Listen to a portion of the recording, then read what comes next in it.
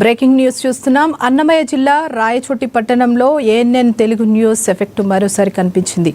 జామియా మసీద్ కాంప్లెక్స్లో అక్రమంగా గ్యాస్ సిలిండర్లు విక్రయిస్తున్నారనే పక్కా సమాచారంతో ఏఎన్ఎన్ తెలుగు న్యూస్ ప్రతినిధి రంగంలోకి దిగారు. అక్కడి విజువల్స్ను రికార్డ్ చేసి వార్తను ఏఎన్ఎన్ తెలుగు న్యూస్లో ప్రసారం చేయడంతో అధికారులు స్పందించారు.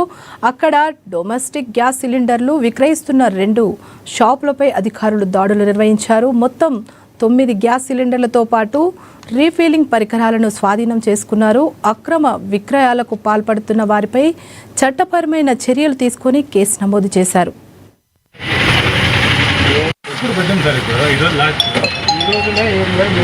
ఈరోజు రాయచోటి పట్టణము టీసుండుపల్లి రోడ్లోని మన మసీద్ పక్కలో జామియా కాంప్లెక్స్ యందు రూమ్ నెంబర్ 9లో గ్యాసు కమర్షియల్ కాకుండా డొమెస్టిక్ సిలిండర్లను వ్యాపార నిమిత్తము పెట్టుకొని అమ్ముతున్నట్టుగా సమాచారం వచ్చింది.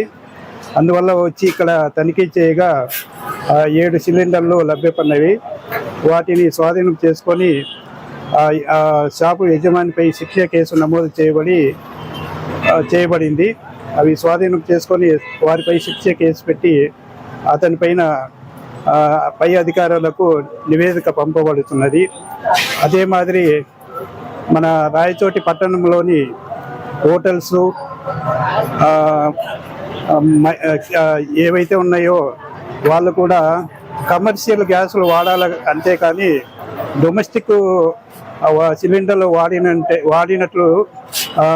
వాడినట్టు వారిపై కూడా ఇదే మాదిరి శిక్ష కేసులు నమోదు చేయబడి పై అధికారులకు నివేదిక పంపబడుతున్నవి.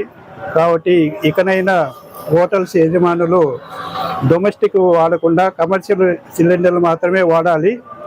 అలా వాడినచో వారిపైన శిక్ష కేసులు నమోదు చేయబడిందని ఇందు మూలంగా తెలియజేయడం.